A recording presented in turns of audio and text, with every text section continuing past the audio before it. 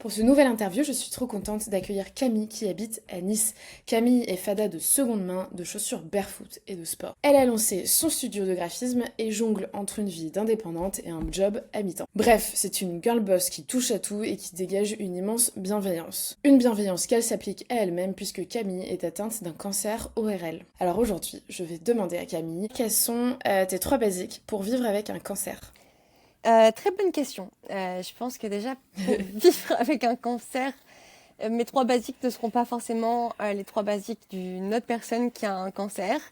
Mais pour moi, je dirais que en termes de vêtements, déjà, en basique, ça serait, je pense, une chemise ou un gilet. Je pense à ma chemise patine ou un gilet camel que je mets très souvent depuis des années. Tout simplement parce que j'ai un DVI en fait juste ici et que bah, si tu veux pas te retrouver en soutien-gorge dans l'open space, parce que c'est une espèce d'open space où je vais, et ben il vaut mieux avoir quelque chose qui se détache et que tu peux dévoiler sensuellement ton épaule. Voilà, pour pouvoir Ok. ben, faire ton traitement tranquille. Et surtout quand tu fais ton traitement en hiver et que t'as pas envie d'avoir froid, c'est plutôt pas mal d'avoir juste un truc Ouais. qui se détache comme ça. Donc Ouais. ouais, Ok. c'est un truc auquel je fais tout le temps attention quand je vais à mon traitement. Et sinon, je dirais quelque chose comme des vêtements confortables mais stylés en même temps. Surtout ne pas oublier de, de se taper en fait. Le style. Ouais, le style. Bah ouais. Je trouve que depuis le début, ça a été super important pour moi dans le sens où à chaque fois que j'y allais, j'avais pas envie d'avoir l'air de quelqu'un au bout de ma vie parce que c'est, comment dire, c'est dans la tête, quoi. Ça m'aidait vraiment, en fait, de pouvoir m'habiller, de me sentir stylée, voilà, de me dire que j'y allais, pas en vieux jogging au bout de ma vie et déprimée, mais avec une certaine force qui était transmise Mm. par mes vêtements et qui l'est toujours. Et je fais toujours hyper attention. Mm. Et au bout de 2 ans, les infirmières, maintenant, elles le remarquent et elles se disent: Ah oui, Camille, Ouais. celle qui est toujours bien habillée. J'ai déjà eu ce genre de réflexion Ouais. Ah, ça, c'est et trop c'est trop bien. bien, ouais. Mais en fait, c'est du soin. Oui, C'est du soin que tu t'offres bah clairement. grâce aux vêtements, au temps que tu prends à faire tes tenues et tout ça. Et en fait, c'est ça, c'est que tu te soignes parce que ta maladie demande à être soignée, mais tu te Oui, soignes toi en termes de self-care, mais aussi en termes d'estime de soi, je pense, oui, bah clairement. potentiellement. Clairement, en fait, c'est hyper important. Ça a toujours été hyper important pour moi d'être bien habillée. C'était un moyen d'expression. Ça a toujours, ben, comme mes cheveux, enfin, mon style a toujours été un moyen d'expression pour moi. Et du coup, ça, c'était super important pour moi de rester bien habillée et de prendre ce temps-là pour moi. Et surtout de me dire que bah, je pense surtout à ma première chimio qui était en même temps que de la radiothérapie, qui a été très difficile. Et en fait, de pas y aller saper comme si je sortais de mon lit et pire encore, bah, ça m'aidait en fait à me lever et à me dire, ok, je vais affronter ça tous les jours, quoi. Et voilà, Hmm. c'était super important. Hmm. Et est-ce que, avant que tu nous donnes ton deuxième basique Oui. pour vivre avec un cancer, est-ce que tu peux nous donner, enfin, est-ce que c'est, comment dire, est-ce que tu as envie de nous parler un petit peu plus de ton cancer, justement, parce que je sais que Oui, c'est un cancer ORL. Tu t'as parlé de l'appareil que tu as ouais, ici. Moi, je sais que j'ai déjà vu ça, parce que j'avais ma prof de piano qui avait ça, parce qu'elle avait un cancer du ouais, sein. Est-ce que tu peux nous en parler un petit peu plus, bien pour les sûr. personnes qui connaissent pas et qui connaissent? Oui, oui, bah oui, bien sûr. Bah en fait, du coup, c'est un cancer du cavum que j'ai. Enfin, en tout cas, c'est parti d'un cancer du cavum. Donc, le cavum, c'est l'arrière-nez. Et, en fait, bah, on s'en est aperçu parce que j'avais des ganglions énormes dans le cou. J'avais un cou complètement déformé qui venait jusqu'ici, en fait, sous mon oreille. Enfin, j'étais ouais, vraiment un coup de bibendum énorme. Et en fait, aux analyses, on s'est aperçu que c'était carcinomateux. Et donc, j'ai fait un Mm. premier traitement de chimiothérapie et radiothérapie concomitante avec de la radiothérapie en fait sur du coup la zone ORL. Donc c'était d'à peu près en dessous de mes yeux jusqu'à le bas de ma gorge. Et du coup toute cette surface-là a été irradiée. Ce qui a fait que j'ai perdu une partie de mes cheveux, tout l'arrière du crâne, un petit peu à côté des oreilles et tout ça. Enfin bref, j'ai perdu des cheveux à cause de la radiothérapie et pas de la chimiothérapie parce que j'ai pas eu de chimiothérapie totalement alopéciente. Ok. Et du coup, en fait, il s'avérait que malheureusement, il y a des métastases qui se sont installées dans d'autres parties de mon corps. Donc même si je n'ai plus rien au niveau ORL, eh ben j'ai maintenant des métastases au niveau des poumons, du médiastin principalement. Et du coup, j'ai eu un autre double cycle de chimiothérapie, une chimiothérapie simple, et maintenant je suis sous immunothérapie. Et Ok. ça fonctionne plutôt bien parce que j'ai des métastases, mais normalement j'en ai plus. Voilà. Donc Ok. Ok. voilà, on est plutôt content des résultats. Toujours est-il que médicalement parlant, c'est une maladie qui du coup devient un cancer chronique et un cancer chronique est incurable par nature. Ça veut dire que même Ouais. si on ne voit plus rien, même si on ne voit plus rien pendant des années, le cancer est en moi et il peut ressurgir à tout moment. Hmm. Voilà. Ok, donc faut rester en vigilance et faut faire des contrôles assez réguliers, j'imagine. Oui, voilà. Il y a des contrôles tout le Hmm. temps et on reste vigilant et c'est une maladie qui ne pourra pas, avec les moyens actuels en tout cas, être éradiquée. Donc du coup, Ok. c'est pour ça que j'ai un cancer qui se dit incurable, même si je suis pas à l'article de la mort, quoi. Ouais, On peut ouais, vivre ouais. avec un cancer incurable. J'ai reçu d'ailleurs beaucoup de témoignages en ce sens. Des personnes même qui vivent depuis quasiment 20 ans avec un cancer dit incurable et qui prennent toujours leur traitement depuis 20 ans. C'est sûr que c'est Et pas fun, toi, mais voilà. toi-même, bah non. Mais toi, tu le montres aussi avec tes contenus, Oui, en fait, qu'on peut vivre et qu'on peut vivre tout à fait correctement. Alors évidemment, bah, t'as une organisation à avoir parce que t'as un traitement à avoir, parce que ça va avoir un impact aussi sur, bah, tu disais, hein, ça va avoir un impact sur ton corps, ça va avoir un impact ouais, aussi sur ton énergie, etc., etc. Mais en tout cas, ça, s'il y a bien quelque chose que tu montres, c'est que c'est complètement possible d'avoir une vie avec un cancer parce que tu vas chiner tous les samedis, parce que tu fais du sport, parce que, enfin, tu vois, ouais, tu fais plein de choses, parce que tu as un job à mi-temps, parce que tu es indépendante à côté, tu as lancé ton studio de graphisme, etc. Enfin, tu fais vraiment beaucoup de trucs. Et moi, c'est un truc qui me fascine chez toi, c'est qu'en fait, euh, bah, t'es pas. Enfin, en fait, t'es juste une trentenaire. T'es juste une trentenaire, quoi. ouais, Tu vois. Et. ouais. Mais c'est vrai que au début, pendant ma première phase de traitement, qui en plus a été extrêmement difficile, enfin j'en ai encore des séquelles aujourd'hui, dans le sens où tout a été brûlé, donc j'ai une zone ORL extrêmement Mm, fragile. Au niveau de la bouche, c'est extrêmement mm, fragile aussi. J'ai toujours des conséquences sur, je sais pas, j'ai moins de salive, une déglutition plus difficile, des trucs un peu bêtes comme ça, mais qui au quotidien font que tu remasterises un petit peu ton quotidien quand même. Et, mm. et en fait, au début, j'étais vraiment dans l'attente que ça en finisse. J'allais de front, vraiment, j'y allais en mode guerrière, on y va, c'est la guerre, on fonce dedans, on fonce dans le tas et on va le niquer.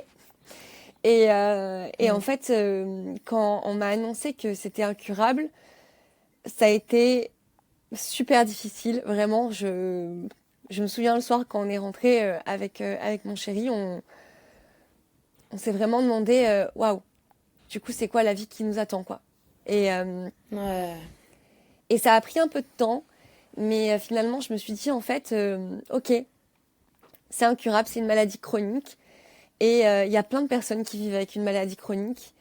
Et en fait, ça n'empêche pas de vivre une maladie chronique. Ça demande des adaptations des fois, mais ça n'empêche pas de vivre. Et, et en fait, je refuse que ça m'empêche de vivre. Donc, Ouais, je m'entraîne, c'est beaucoup plus difficile qu'avant. Je vais chiner, je fais des trucs. Dans mon organisation, il y a toujours le traitement à caler. C'est relou, mais j'essaye Ouais. de tourner en fait ma vie autour, comme si j'avais un impératif autre. Je sais pas, par exemple, un enfant, ça change une vie aussi. Mm. Voilà, et en fait, ben, ma vie, elle a changé, oui, mais j'essaye de vivre autant que possible et comme je le souhaite surtout, donc voilà. Oui, c'est ça. Ouais. Mm. Ouais, c'est ça. Et du coup, quel est ton deuxième basique pour vivre avec un cancer? Alors, mon deuxième basique pour vivre avec un cancer, là surtout, vu qu'on est en hiver, moi je dirais un bonnet, un bon bonnet, et je pense à mon petit bonnet rose Colorful Standard, qui est 100% Ouais, mérinos, si je dis pas de bêtises. ouais. Est-ce que t'as le rose Ouais, bubblegum? j'ai le rose bubblegum. Ah bah j'ai le Voilà, même, j'ai le même. voilà. Alors là, Ouais. avec les cheveux roux, je crois que ça ferait très très flash, Ouais, mais mais pourquoi pourquoi pas? pas? Mais Ouais. ouais, du coup, ce bonnet-là, je sais que ces 2 derniers hivers, ça a été vraiment plus que mon basique et mon indispensable. Quand j'ai perdu une partie de mes cheveux, déjà, c'était hyper chaud. C'est hyper joyeux aussi d'avoir Hmm. un bonnet coloré. Je trouve que Ouais, c'est clair. vraiment, j'avais l'écharpe rose, le bonnet rose, etc. Et Hmm. je sais aussi de Hmm. sources sûres que c'est un bonnet qui est très très doux si jamais on perd tous ses cheveux quand on a un cancer. Voilà, on me l'a déjà, Ouais. on me l'avait conseillé, j'en avais déjà un, et puis moi je l'ai beaucoup utilisé parce qu'il est Hmm. très chaud et il est joyeux en même Hmm. temps. Il me donnait Hmm. vraiment bonne mine en plus, je trouve. Hmm. Et vraiment, je trouve que ouais, ça c'est vraiment le bon basique. Surtout que bon bah il y a beaucoup de personnes qui perdent totalement leurs cheveux quand elles ont Hmm. un cancer et avoir un Hmm. bonnet joyeux, c'est quand même cool. Bah, tu sais quoi, quand je porterai ce bonnet rose bubblegum avec j'ai l'écharpe qui va avec, bah, je penserai à toi et à toutes ces femmes Ouais. qui, voilà, qui ont besoin de se mettre un petit peu de joie et un peu de douceur avec ce genre de truc. Bah d'ailleurs, Euh, j'aime d'autant plus le rose parce qu'un jour tu as dit, il y a quelques temps quand même, hein, que le rose était la couleur de l'amour. ouais. Et à Mm. partir de ce moment-là, c'est vrai que avant j'aimais bien le rose, mais par petites touches comme ça et tout. Et c'est là où je me suis dit, bah en fait, ouais, grave. Et j'ai commencé à avoir un peu plus de choses roses, dont ce bonnet. Ouais. Mm. Et c'est vrai qu'à chaque fois que je le mettais, je me disais, ça, c'est la couleur de l'amour. Et pour moi, c'est l'amour qui est plus fort. Voilà. Donc, vraiment, Mm. il avait un peu une petite signification en plus pour moi, ce petit bonnet rose. Ouais, Voilà. ouais. Tu me fais pleurer. Mais non, je pense que ça fait longtemps que j'ai dit ça, Ouais, mais c'est vrai que en fait j'avais dit ça parce que on apparente tout le temps le rouge à la couleur de l'amour, mais en fait le rouge la c'est la passion. passion, c'est tu vois. Mm. Et pour moi le rose en fait c'est l'amour apaisé. C'est l'amour joyeux, c'est tu vois, c'est toutes ces choses-là et en fait je le voyais plus aussi comme l'amour soror Ouais, finalement qui est un amour je pense hyper important. Mais ouais, bah ouais. c'est trop bien, faut qu'on mette plus de rose dans nos Bah vies quoi. oui, bah, je sais pas, une fois tu m'as dit ça et t'as dit ça sur une vidéo ou Ouais. un post, je sais plus, mais Ouais. ça m'a marqué. Et depuis, vraiment, Mm. à chaque fois que je pense au rose, je me dis c'est la couleur de l'amour. Et ça me Mm. donne un peu de joie, J'adore. quoi. Voilà. Trop bien. Et quel est ton troisième basique pour vivre avec un cancer? Alors, moi, je dirais une liseuse avec, parce que c'est vraiment un. Alors, une liseuse, j'allais dire, c'est le meilleur truc à faire pour passer le temps quand on est en traitement, par exemple. Mm. Parce que bah, le temps peut être long parfois. Mais aussi, je sais à quel point certains traitements peuvent complètement t'anéantir au niveau de ta Mm. capacité intellectuelle. Mm. Donc, bon, dans ce cas, ton téléphone et YouTube ou TikTok ou que sais-je, c'est très bien aussi. Mais surtout, en fait, parce que moi, je suis une accro à la liseuse. Et d'ailleurs, je vais la sortir. Et il y a quelques livres qui sont super importants pour moi. Et surtout, là, dernièrement, il y en a euh, un qui m'a beaucoup, beaucoup marqué. Et qui, je pense, Ouais. même si ça ne parle pas de cancer, et tant mieux, parce que ça peut être difficile d'ailleurs de lire des livres où ça parle de cancer quand on en a un. Ouais. Et ben Ouais. c'est un livre qu'on devrait lire quand c'est le cas ou quand on a un grand chamboulement dans sa vie. C'est le Mhm. livre de Taylor Jenkins Reid, pardon pour mon accent, avec le nez bouché, c'est pas facile. Mm. Les vrais amours. Et en fait, Ah, ok. ouais, et en fait dedans, je sais pas si je l'ai surligné ou pas. Attends, je cherche. Donc pour raconter rapidement le synopsis de ce livre, ça commence en disant quelque chose comme je venais de sortir d'un dîner avec mes parents et mon fiancé quand mon mari m'a appelé. Et là déjà tu fais Oh, wow. ok. Et en Waouh. fait, donc tu l'apprends très très vite au début du livre, donc ça va pas être un spoiler. Mais son mari a été porté disparu 3 ans auparavant. Vraiment Ok. disparu en pleine mer, enfin un truc genre, il est Mm. sûrement à 99, même à Ouais. 110%, il est mort quoi. Et en fait apparemment non. Mm. Et ouais, Waouh. ouais. Et Waouh. du coup en fait, ça parle d'amour, de l'amour de la elle d'avant et de l'amour de la elle d'après. Et ça parle Mm. d'amour de soi, mais aussi d'amour des autres, de changement de vie. Et en fait, il y a vraiment ce côté où il y a une cassure, en fait, à un moment donné qui s'est passée, quand elle a pensé perdre son mari, qui était pour elle l'amour de sa vie. Et, Mhm. euh, et en fait, la façon dont après, elle s'est reconstruite et elle a retrouvé quand même l'amour. Et en fait, moi, ça m'a travaillé pendant quelques jours quand je l'ai lu et j'ai vraiment beaucoup pleuré quand je l'ai lu parce que je Mm. voyais pas l'histoire d'amour à proprement parler à travers, mais je voyais tout le parallèle avec je Ouais. Non, mais tu me fais pleurer non mais moi aussi. aussi attends j'essaye de parler, mais je voyais tout le parallèle avec ma vie et le fait que quand il t'arrive une putain de merde dans la vie, tu te dis ton premier objectif ça va être toujours de retrouver ta vie d'avant Mm. et te dire Ouais. c'est la vie d'avant que tu veux. Et alors qu'en fait, Ouais. euh, tu, tu peux aussi retrouver une autre vie et une autre vie pleine d'amour après avec les nouveaux paramètres qui sont ta vie actuelle. Et ce parallèle-là, il m'a fait extrêmement réfléchir.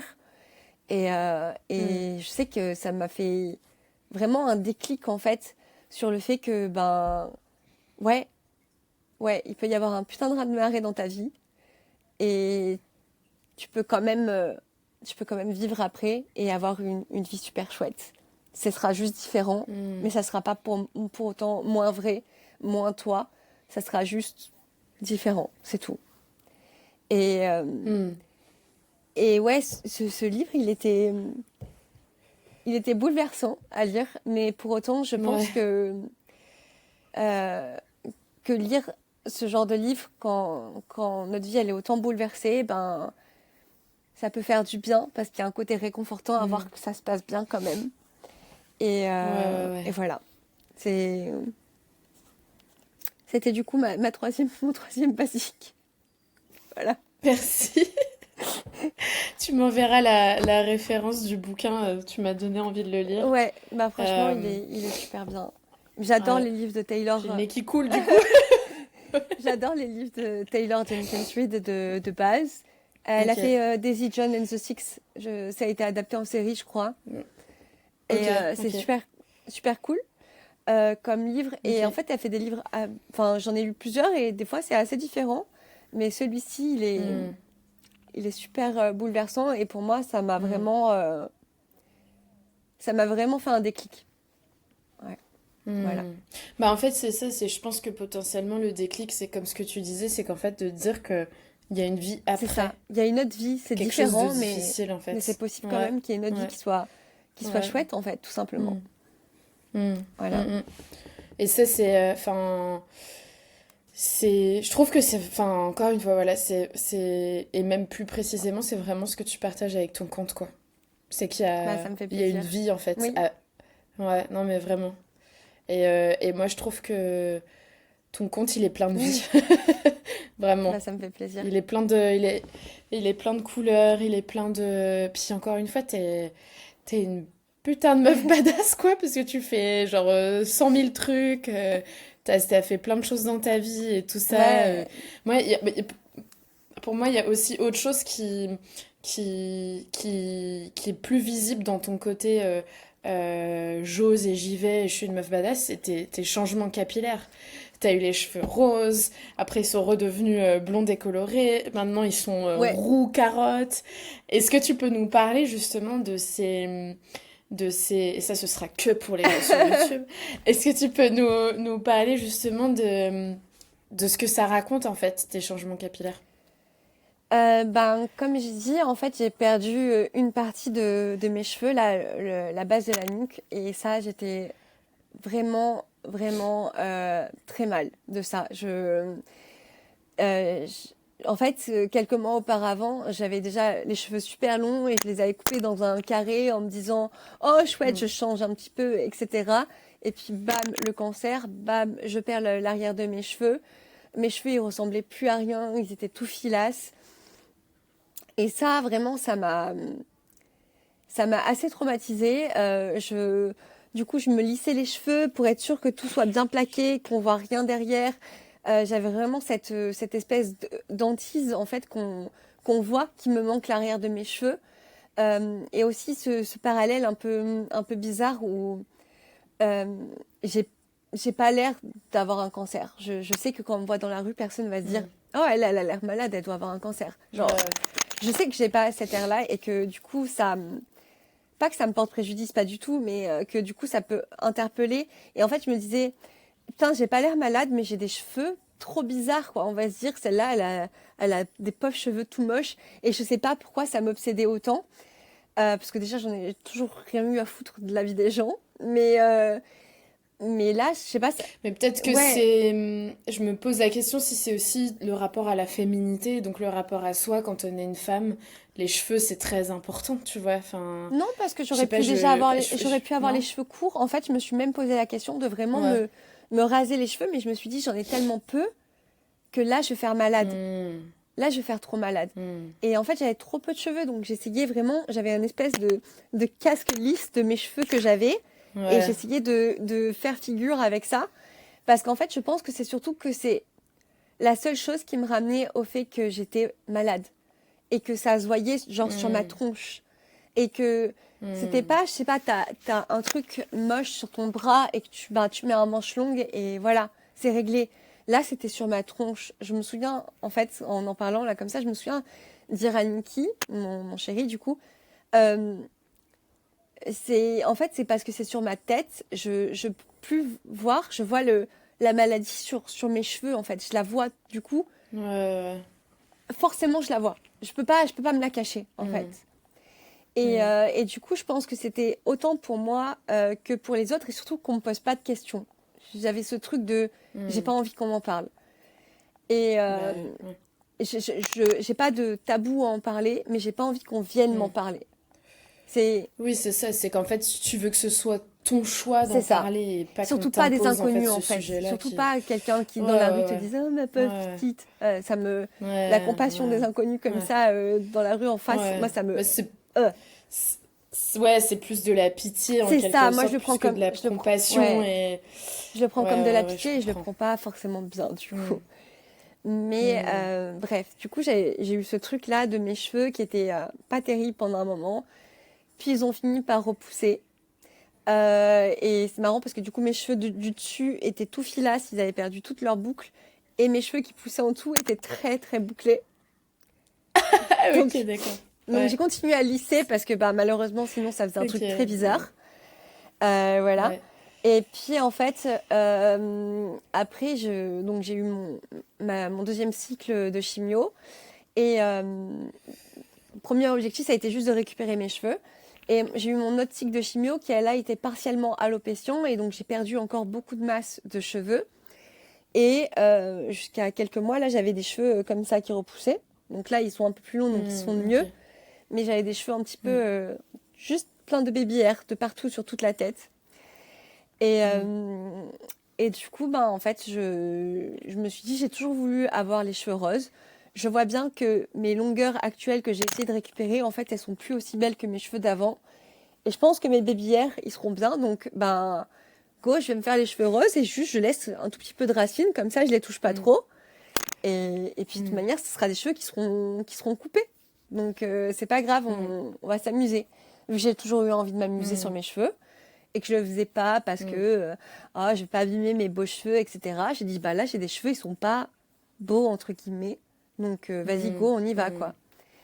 Et du coup, bah, j'ai tenté les cheveux roses. Puis après, c'était beaucoup d'entretien, surtout en été, quand on se baigne, etc. Donc, je me suis dit, je les laisse blonds. Finalement, j'ai bien aimé blond. Et après, bah, la repousse commençait à être un peu plus importante. Et là, le changement capillaire, là, c'est roux, c'était pas prévu, en fait. Ok. C'est-à-dire que j'ai voulu juste foncer un petit peu le blond platine pour que ça se fonde mieux avec la repousse, parce que je suis quand même châtain. Et mes cheveux ont foncé aussi avec la maladie. Avant, j'étais châtain clair, et là, maintenant, ils sont un peu plus foncés. Donc, ça faisait une grosse démarcation que j'aimais pas trop. Et je me suis dit, ben vas-y, je vais juste un peu foncer le blond platine, sauf que ben, ça se passe pas comme ça. Et du coup, j'ai fini avec les cheveux gris sur le blond platine et roux sur les racines. Oh! Ah ouais, d'accord.